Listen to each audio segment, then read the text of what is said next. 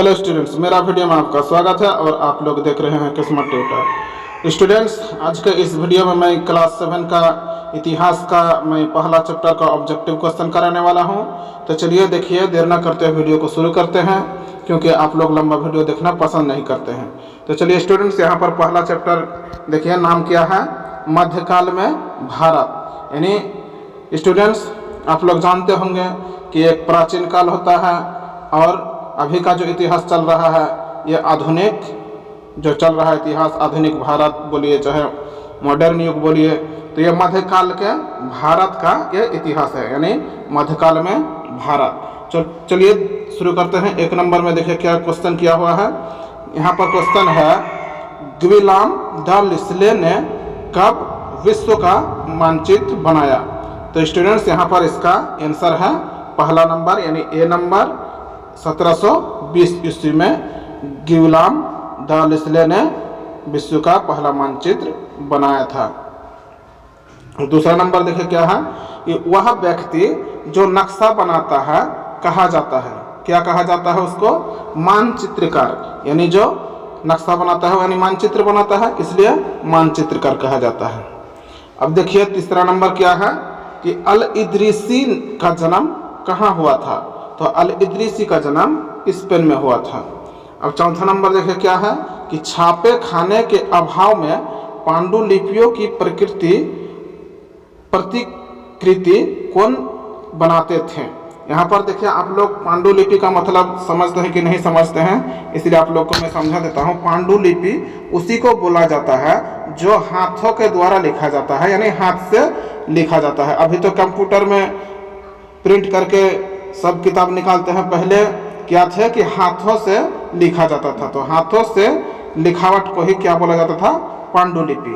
तो यहाँ पर क्या क्वेश्चन समझ में आ गया कि छापे खाने के अभाव में, उस समय छापा खाना नहीं था, तो उसी के अभाव में जो पांडुलिपि यानी हाथ के द्वारा जो लिखा जाता था, पांडुलिपियों की प्रतिकृति कौन बनाते थे? तो उसका नाम क्या था? नकल नवीस। ठीक है, यानी वो पांडुलिपि को देख देख कर उसका नकल करते थे, इसलिए है वो आपको समझ में आ जाएगा कि वो नकल नवीस करते थे। उसका नाम क्या था? नकल नवीस। समझ में आ गया।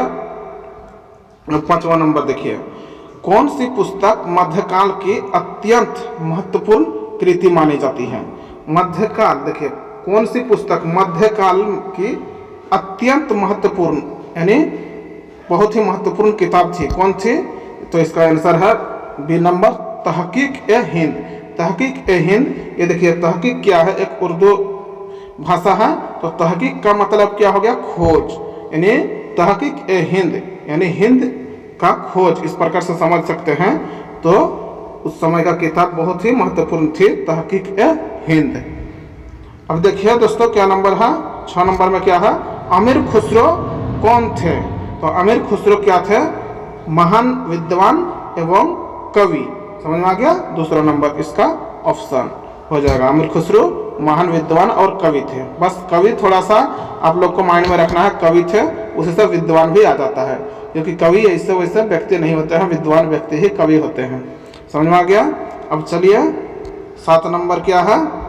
7 नंबर में अमीर खुसरो का जन्म कब हुआ था? तो अमीर खुसरो का जन्म सी नंबर ऑप्शन है इसका, 1253 में अमीर खुसरो का जन्म हुआ था। 8 नंबर देखिए क्या है? किसे हिंदी खड़ी बोली के आविष्कार का श्रेय जाता है? हिंदी खड़ी बोली एक बोली है, क्या है? हिंदी खड़ी बोली। तो वो उसका आविष्कार किसने किया था? तो अमीर खुसरो ने किया था। सी नंबर ऑप्शन, अमीर खुसरो। समझ में आ गया? अमीर खुसरो क्या थे? ऊपर वाला क्वेश्चन में महान विद्वान और कवि थे वो। अब देखिए 9 नंबर क्या है कि कागज का आविष्कार कहाँ हुआ था? तो कागज का आविष्कार सर्वप्रथम यानी सबसे पहले चीन ने किया था। कागज का आविष्कार सबसे पहले चीन ने किया था, इसलिए कागज का आविष्कार कहाँ हुआ था? चीन में। अब 10 नंबर देखिए, जहाँ दस्तावेज और पांडुलिपियों को संग्रहित कर रखा जाता है। दस्तावेज यानी जितना कागज पत्र होते हैं, और पांडुलिपि यानी जो हाथों से लिखा जाता था वो पांडुलिपि हो गया। तो जहाँ पर संग्रहित यानी अच्छे से रखा जाने वाला स्थान को, जगह को क्या कहा जाता है?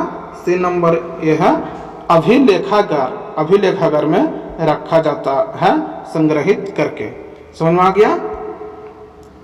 अब 11 नंबर देखिए क्या है, वह कौन अरबी भूगोलवेत्ता था जिसने भारत को विश्व मानचित्र में दर्शाया। वह कौन अरबी भूगोलवेत्ता, माने भौगोलिक मानचित्र वगैरह जो बनाते थे तो उसको भूगोलवेत्ता, भूगोल से संबंधित जो ज्ञान रखते थे उसको भूगोलवेत्ता बोला जाता है। दोस्तों डी नंबर इनका आंसर है अल इदरीसी। समझ में आ गया। अब 12 नंबर में देखिए क्या है, अरब के भूगोलवेत्ता अल इदरीसी ने कब मानचित्र बनाया जिसने भारतीय उपमहाद्वीप को दर्शाया गया था।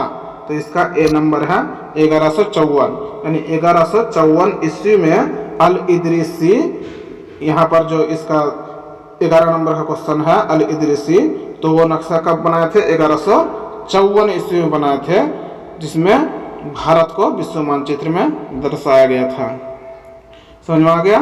अब चलिए 13 नंबर क्या है, सनातन धर्म को आज हम कहते हैं। तो सनातन धर्म को आज हिंदू धर्म के नाम से जाना जाता है। समझ में आ गया। यानी हिंदू धर्म को ही सनातन धर्म बोला जाता है। यानी हिंदू जितने जाति हैं उनका धर्म क्या है, सनातन धर्म है, इसलिए सनातन धर्म को हिंदू धर्म भी कहा जाता है। समझ में आ गया दोस्तों।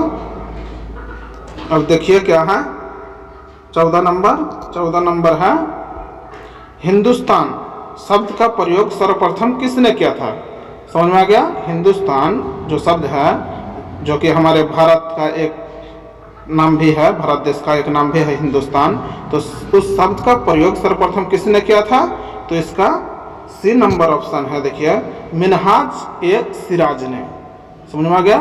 अब देखिए 15 नंबर क्या है कि इस्लाम धर्म के पवित्र धर्म ग्रंथ का नाम क्या है। यानी इस्लाम धर्म यानी मुस्लिम लोगों का जो पवित्र धर्म ग्रंथ है वो क्या है दोस्तों, कुरान शरीफ। डी नंबर ऑप्शन है।